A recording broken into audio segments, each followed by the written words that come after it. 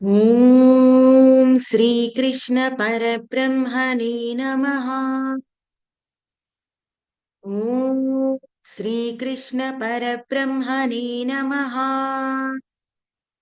ఓం శ్రీకృష్ణ పరబ్రహ్మణే నమః. భగవద్గీతను రచించిన వేదవ్యాసుల వారికి నమస్కరిస్తూ, ఈ జ్ఞానాన్ని మనకి ఎంతో మంది గురువులు మనకి అందించారు. వాళ్ళందరికీ కూడా నమస్కరిస్తూ, ఇక్కడికి విచ్చేసిన వాళ్ళందరికీ కూడా ధన్యవాదాలు మరియు నమస్కారాలు తెలియజేసుకుంటూ, మరి ఈ రోజు సెషన్ ని మనము స్టార్ట్ చేసుకుందాము. నిన్న సెషన్ లో మనము కర్మయోగంలోని 21 శ్లోకాల వరకు నేర్చుకున్నాము. అందులో ప్యూరిఫికేషన్ ఆఫ్ మైండ్ అంటే ఏంటి, అసలు అది ఎలా చేయాలి, అది చేస్తే మనకి కర్మ చేయడంలో నుండి విముక్తి ఎలా పొందగలుగుతాము అనేది తెలుసుకున్నాము. మరి ఆ స్టేట్ కి వెళ్ళనంత వరకు కూడా నిత్యం కర్మ చేస్తూనే ఉండాలి అనేది కూడా నేర్చుకున్నాము. ఈ రోజు మరి కర్మయోగంలోని తదుపరి శ్లోకాలు నేర్చుకుందాము. కర్మయోగంలోని 22వ శ్లోకము.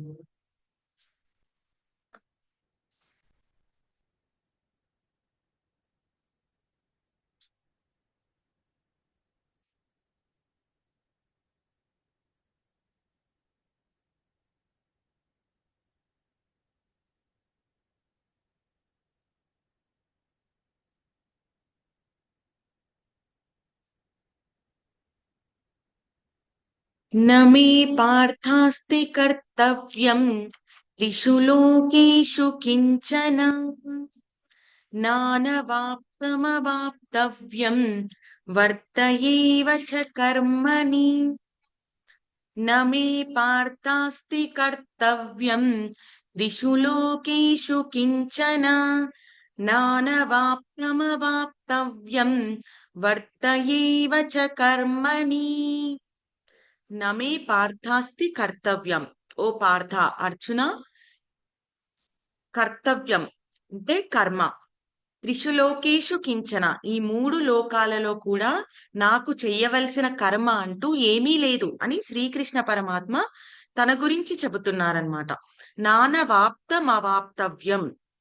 నానవాప్త, అనవాప్త అంటే పొందబడనిది, అవాప్త అంటే ఇంకా పొందవలసినది, పొందబడనిది అలాగే ఇంకా పొందవలసినది అంటూ వర్త ఏవచ కర్మని, ఇంకా నాకు ఈ లోకంలో ఏమీ లేదు.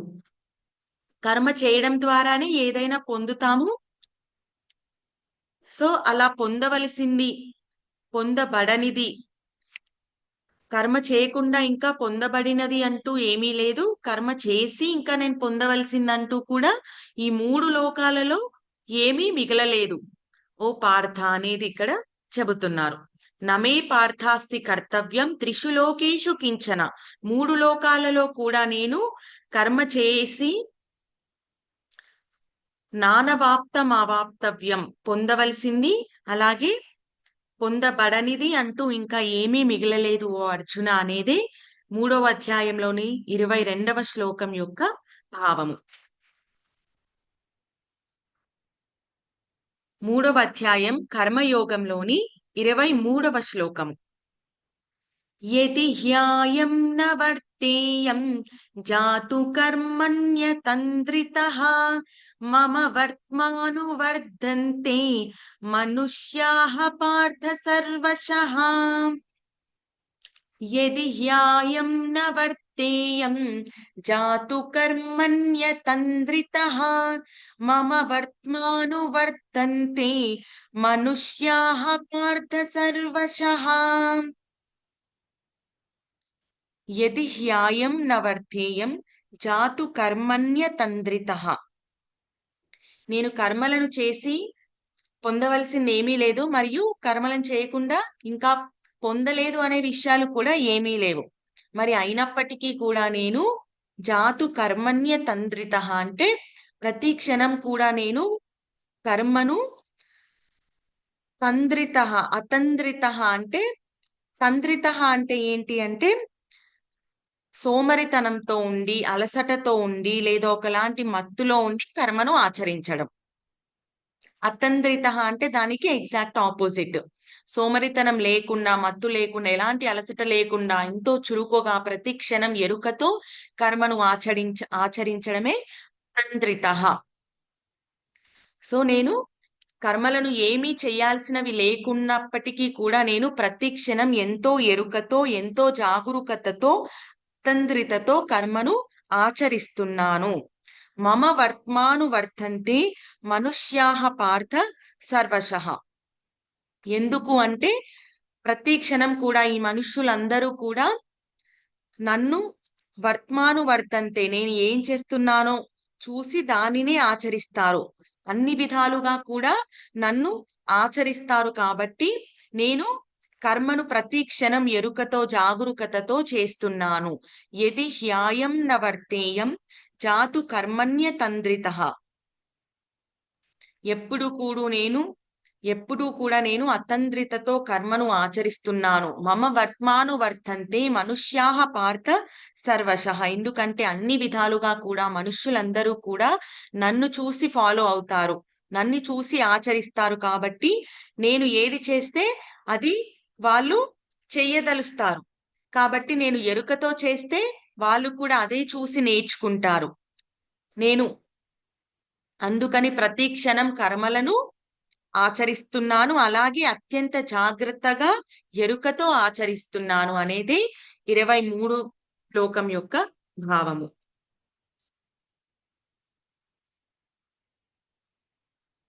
కర్మయోగంలోని 24వ శ్లోకం. ఉత్సీదేయురిమే లోకా న కుర్యాం కర్మ చేదహం సంకరస్య చ కర్తా స్యాముపహాన్యామిమాః ప్రజాః. ఉత్సీదేయురిమే లోకా న కుర్యాం కర్మ చేదహం సంకరస్య చ కర్తా స్యాముపహాన్యామిమాః ప్రజాః.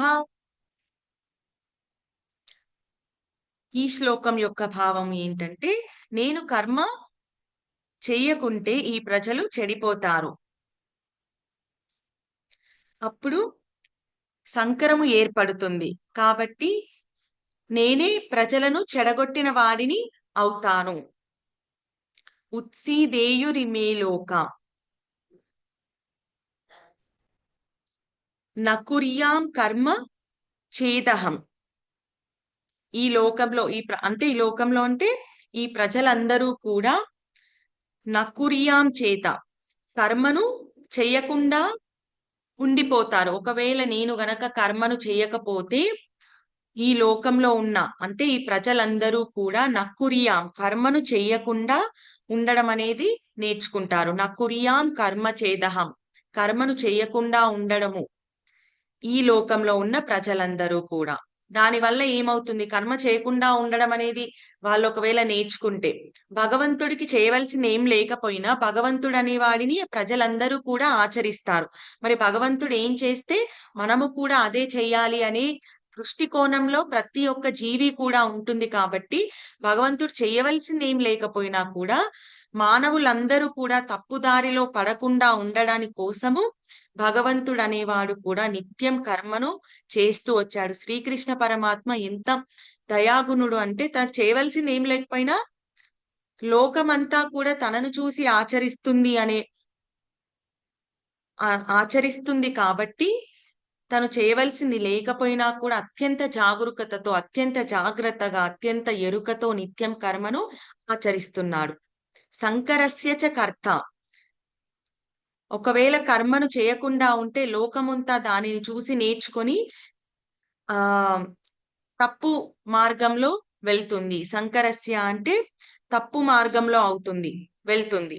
శ్యాముపహ హన్యామిమాహ ప్రజాహ.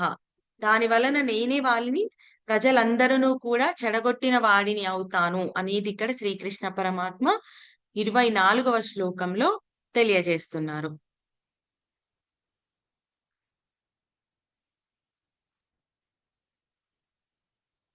కర్మయోగంలోని 25వ శ్లోకం. సక్తాః కర్మణ్య విద్వాంసో యథా కుర్వంతి భారత కుర్యాద్విద్వాంస్తతథా సక్తః చికీర్షుర్లోక సంగ్రహం.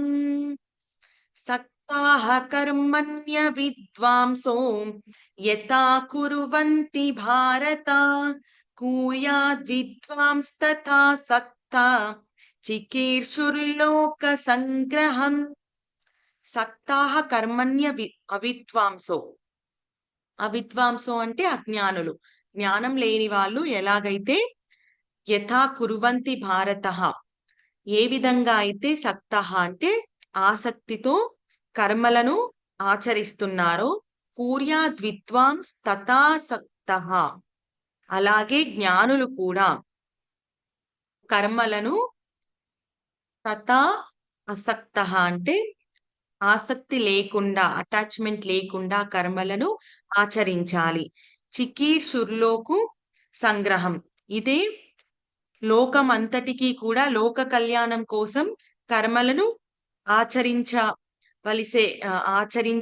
ఆచరించాలి అనేది ఇక్కడ చెప్తున్నారు. అంటే ఇక్కడ రెండు ఆల్రెడీ మనకి చెప్పారు, కర్మలను ఏ విధంగా కర్మలను చెయ్యాలి మరియు ఆ కర్మలను ఏ విధంగా చెయ్యాలి. కానీ ఈ శ్లోకంలో రెండు ఎగ్జాంపుల్స్ కాంట్రాస్ట్ గా కంపేర్ చేసి చెప్పారు. ఒకటి అవిద్వాంసు అంటే అజ్ఞానులు, అంటే జ్ఞానం లేని వాళ్ళు కర్మలను ఎలా ఆచరిస్తారు అంటే ఆసక్తితో ఆచరిస్తారు. అజ్ఞానులు ఎలాగైతే కర్మలను ఆసక్తితో ఆచరిస్తున్నారో అలాగే కుర్యాద్విద్వాం అంటే విద్వాంసులు అలాగే కర్మను ఆసక్తి లేకుండా ఆచరించాలి. అదే లోక కళ్యాణానికి కారణమవుతుంది అనేది ఇక్కడ చెబుతున్నారు. సో ఇది ఈరోజు కర్మయోగంలోని 22 నుండి 25 శ్లోకాల యొక్క భావాలు. మరి ఈ శ్లోకాలన్నిటినీ కూడా మళ్ళీ ఒకసారి మనము ఇన్ డెప్త్ గా మీనింగ్ అర్థం చేసుకుందాము.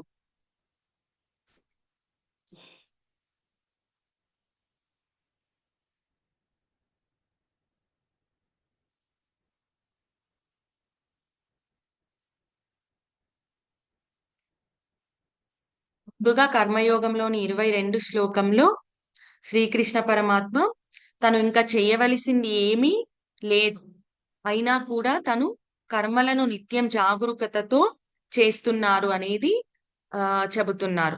ఎందుకు చేస్తున్నాడు అనంటే లోకం కోసం, లోకహితం కోసం, లోక కళ్యాణం కోసం.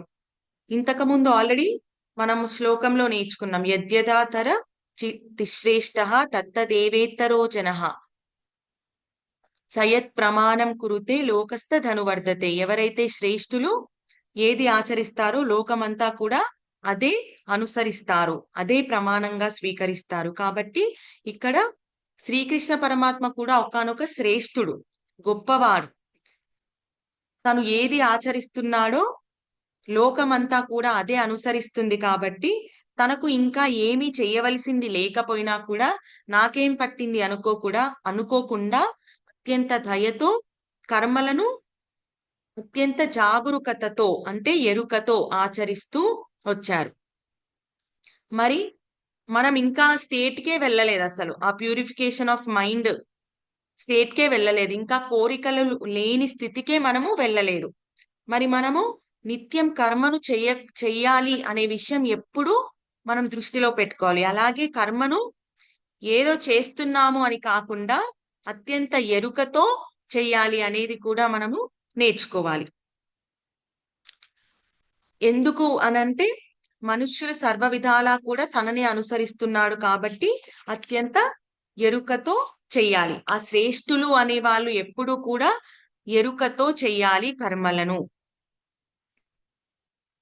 అలాగే అజ్ఞానులు ఆసక్తితో కర్మలను ఆచరిస్తారు, మరి జ్ఞానులు ఆసక్తి లేకుండా కర్మలను ఆచరిస్తారు. మరి ఈ రెండిటిని అసలు ఎందుకు కంపేర్ చేశారు అనంటే ఒకే కర్మను ఇద్దరు కూడా కర్మను చేస్తున్నారు. జ్ఞానం లేని వాళ్ళైనా జ్ఞానం ఉన్న వాళ్ళైనా కర్మలను చేస్తున్నారు. చేసిన పని ఒకటే. రెండిటికి డిఫరెన్స్ ఏంటి అనంటే వాళ్ళు ఏ భావనతో చేస్తున్నారు అనేదే డిఫరెన్స్. జ్ఞానులు అటాచ్మెంట్ లేకుండా నిత్యం పరమాత్మకి తను చేసే ప్రతి ఒక్క కర్మను సమర్పిస్తూ దానివల్ల వచ్చిన ఫలితాన్ని కూడా ఆ పరమాత్మకి సృష్టికి సమర్పిస్తూ చేస్తాడు. కానీ ఈ జ్ఞానం, ఈ నాలెడ్జ్, ఆత్మకు సంబంధించిన నాలెడ్జ్, నేను ఆత్మను అని నాలెడ్జ్ లేకుండా ఎవరైతే ఉంటారో వాళ్ళు మటుకు ప్రతిదీ నేనే చేస్తున్నాను, ఇది నాకు సంబంధించింది, దీనివల్ల వచ్చిన ఫలితం కూడా నాకే అధికారం ఉంటుంది అనే అజ్ఞానంలో చేస్తారు. కర్మలను చేసిన కర్మ ఇద్దరు ఒకటైనప్పటికీ దాని వెనకాల ఉన్న భావం ఇద్దరు కంప్లీట్ గా ఆపోజిట్ గా ఉంటుందన్నమాట. ఒకరు స్వార్థం కోసం చేస్తున్నారు, ఒకరు నిస్వార్థంగా చేస్తున్నారు. ఒకరు తన కోసమే చేస్తున్నారు, ఇంకొకరు లోక కళ్యాణం కోసం చేస్తున్నారు. ఒకరు అటాచ్మెంట్ తో చేస్తున్నారు, ఇంకొకరు డిటాచ్డ్ గా చేస్తున్నారు. చేసిన కర్మ ఒకటే, కత్తి ఒకటే ఉంటుంది, కానీ దానిని ఎలా ఉపయోగించుకోవాలో తెలిస్తే ఒకరు కరెక్ట్ వేలో ఉపయోగించుకుంటారు, ఒకరు కీడును కలిగించే విధంగా ఉపయోగించుకుంటారు. సో ఇక్కడ కూడా ఎలా చేయాలో జ్ఞానం ఉంటే దాన్ని కరెక్ట్ గా ఎలా ఉపయోగించుకోవాలో కూడా మనకి తెలుస్తుంది. అంతే కదా, మనకి ఏదైనా దాని పట్ల నాలెడ్జ్ ఉన్నప్పుడు దానిని కరెక్ట్ గా ఉపయోగించుకుంటాం. చిన్నపిల్లలు ఏంటి, ఒక ఫైర్ ఉంది వాళ్ళకి తెలియదు, వెళ్ళి వేలు పెడతారు. ఎందుకు అంటే ఫైర్లో దానిలో వేలు పెడితే కాలుతుందనే విషయం, దానికి సంబంధించిన జ్ఞానము వాళ్ళకి లేదు. కాబట్టి దానివల్ల హామ్ అంటే కీడు వాళ్ళకి జరుగుతుంది. ఎప్పుడైతే దానికి సంబంధించిన నాలెడ్జ్ ఉంటుందో కరెక్ట్ గా దానిని ఉపయోగించుకుంటారు. ఆ అగ్నిని కరెక్ట్ గా ఉపయోగించుకోవడం అంటే ఏంటి, దానిని ఎన్నో రకాలుగా ఉపయోగించుకోవచ్చు. వంట చేసుకోవడానికి ఉపయోగించుకోవచ్చు, అది మనకు ఉపయోగకరమే. అలాగా దానికి సంబంధించిన నాలెడ్జ్, అది ఫైర్, ఇది ఇలా ఉంటుంది, దీని నుంచి వేడి పుడుతుంది, దీని నుంచి మనకి హామ్ కలుగుతుంది అనే నాలెడ్జ్, దానికి సంబంధించిన కంప్లీట్ నాలెడ్జ్ ఎవరికైతే ఉంటుందో దానిని ఎలా ఉపయోగించుకోవాలో కూడా వాళ్ళకు ఆటోమేటిక్ గా తెలుస్తుంది. ఇక్కడ కూడా ఆత్మకు సంబంధించిన జ్ఞానము ఎవరికైతే కరెక్ట్ గా అర్థం చేసుకుంటారో, నేను ఆత్మను అనే జ్ఞానం ఎవరికైతే కరెక్ట్ గా ఉంటుందో వాళ్ళు చేయాల్సిన పని కూడా ఏ విధంగా చేయాలి అనేది ఆటోమేటిక్ గా అర్థమైపోతుందన్నమాట. నువ్వు కర్మను చేస్తున్నావు, కానీ ఆ కర్మను ఏ దృష్టికోణంలో చేయాలి, ఎలాంటి భావనతో చేయాలి అనేది ఇంపార్టెంట్. కర్మ చేయడం ఎంత ఇంపార్టెంటో దాని వెనకాల ఉండే ఇంటెన్షన్ కూడా అంతే ఇంపార్టెంట్. మరి కర్మను చేసే క్రమంలో ఒకానొక జ్ఞాని, అజ్ఞాని ఇద్దరు చేసిన పని ఒకటైనప్పటికీ కూడా వాళ్ళ వెనకాల ఉన్న ఇంటెన్షన్ అత్యంత ఇంపార్టెంట్. కర్మ చేయడము ఇంపార్టెంట్ ఒక 50% వరకే, దాని వెనకాల ఉన్న ఇంటెన్షన్ అనేది ఇంకా 50% మ్యాటర్ అవుతుంది. సో అందుకే ఫస్ట్ మనకి సాంఖ్యయోగం వచ్చింది. సాంఖ్యయోగం అంటే జ్ఞానం. ఏం జ్ఞానము? ఆత్మకు సంబంధించిన జ్ఞానం. నేను ఆత్మను అని తెలుసుకోవడం జ్ఞానం. ఆ జ్ఞానం అర్థం చేసుకున్న తర్వాత కర్మ చేసే విధానంలో ఇంటెన్షన్ కూడా మనకి కరెక్ట్ గా ఉంటుంది. కేవలం కర్మ చేయాలి అని మటుకే తెలుసుకుంటే సరిపోదు, దాని వెనకాల ఏ జ్ఞానంతో ఆ కర్మను చేయాలి, ఏ భావనతో ఆ కర్మను చేయాలి అనేది కూడా ఇంపార్టెంట్. కాబట్టి ఫస్ట్ జ్ఞానాన్ని మనకి నేర్పించి దాని తర్వాత కర్మను గురించి మనకి శ్రీకృష్ణ పరమాత్మ తెలియజేస్తున్నారు. సో ఈ 4 శ్లోకాలలో కూడా శ్రీకృష్ణ పరమాత్మ ఎంత హృదయుడు అనేది మనం నేర్చుకోవాలి. ఎందుకంటే మనకి చాలా సార్లు నాకు అవసరం లేదు కదా, నేను ఎందుకు చేయాలనే భావనలో ఉండొచ్చు మనం. ప్రతిదీ కూడా నాకు అవసరం ఉంటేనే చెయ్యాలి అనేది మనము పెట్టుకోకూడదు. శ్రీకృష్ణ పరమాత్మ నుంచి మనం ఏం నేర్చుకోవాలి?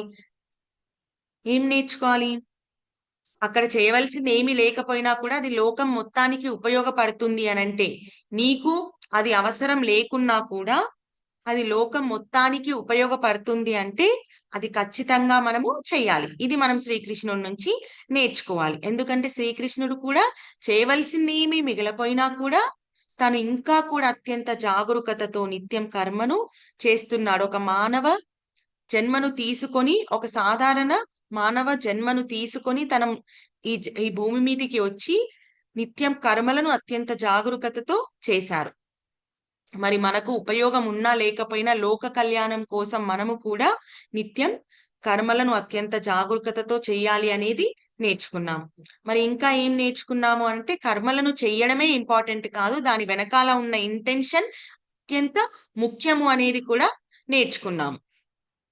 ఎందుకంటే ఇద్దరు కర్మలను అదే పనిని చేస్తారు, కానీ ఏ విధంగా చేస్తున్నారు అనేది ఇంపార్టెంట్. మనకిక్కడ ఇంతకు ముందు చాలా కొటేషన్స్ లో కూడా మనం నేర్చుకొని ఉంటాము. అదేంటి అనంటే great people, vice people, they don't do different things, they do the things differently. అంటే వాళ్ళు కొత్తగా ఏదో చెయ్యరు, గొప్ప వాళ్ళు ఎప్పుడు కూడా కొత్తగా ఏదో చెయ్యరు, చేసిన పనినే కొత్తగా చేస్తారు. ఇది అర్థమైందా? చేసిన పనిని కొత్తగా చేయడము అనంటే ఆ పని యొక్క వెనకాల ఉన్న ఇంటెన్షన్ కంప్లీట్ నాలెడ్జ్ తో, కరెక్ట్ భావంతో వాళ్ళు చేస్తారనమాట. సో ఇక్కడ కర్మను చెయ్యడం మటుకే ఇంపార్టెంట్ కాదు, దాని వెనకాల ఉన్న ఇంటెన్షన్, మీరు ఏ భావనతో కర్మ చేస్తున్నారు, ఆసక్తి లేకుండా కర్మ చేస్తున్నారా లేదా, దానిలో మునిగిపోకుండా డిటాచ్డ్ గా కర్మను చేస్తున్నారా లేదా, ఆ కర్మ నుండి వచ్చిన ఫలితం పట్ల మీకు ఆపేక్ష ఉందా లేదా, ఆ ఫలితంని నీ నీకే సంబంధించింది, నీకే అధికారం ఉంది లేదా నీకు అధికారం లేదు, ఇవన్నీ కూడా మ్యాటర్ అవుతాయి అన్నమాట. ఇవే ఎక్కువ మ్యాటర్ అవుతాయి నువ్వు చేసిన పని కంటే కూడా. సో అది మనము దృష్టిలో పెట్టుకొని ఆ ఇంటెన్షన్ ని కరెక్ట్ గా ఉంచుకొని కర్మను చేయాలి అనేది నేర్చుకున్నాం. ఇది ఈరోజు కర్మయోగంలోని 22 నుండి 25 శ్లోకాలలో మనం శ్రీకృష్ణ పరమాత్మ నుంచి, అలాగే ఈ శ్లోకాల నుండి ఏం నేర్చుకున్నాము, మరియు ఇంకా మనము ఏమి నేర్చుకోవాలి అనేది ఒక్కసారి మళ్ళీ మనము ఈ సెషన్ అంతా కూడా విని ఆచరించే ప్రయత్నము చేద్దాము. సో మళ్ళీ మనము ఇదే టైంకి రేపు 6 గంటలకి మళ్ళీ కలుసుకుందాము. అంతవరకు సెలవు. జై శ్రీకృష్ణ. హరే కృష్ణ హరే కృష్ణ కృష్ణ కృష్ణ హరే హరే, హరే రామ రామ రామ హరే హరే.